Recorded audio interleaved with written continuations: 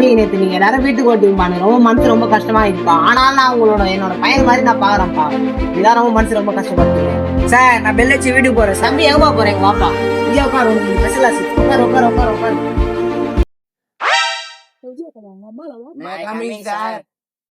தம்பி எங்க ரெண்டு பேரும் வரல சார் எங்க மாமாவோட பையனோட பொண்ணோட. ஆமா எல்லாரோட நீங்க போவோம்னா அதுக்கு ஓட்ட சார்.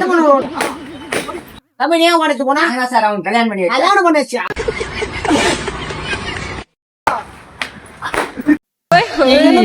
ஓ சார். சார் இங்க பாருங்க சார். சார் சார் இங்க பாருங்க. ஏய் சே ஏய் என்ன பண்ண ஏய் ஏசுடா ஏய் ஆமா போடா போடா இது போடா. ஏய் என்னடா பண்றீங்க? ஏய் ஏத்துடா மூணு பேர் என்னடா பேசுறீங்க சொல்லுடா.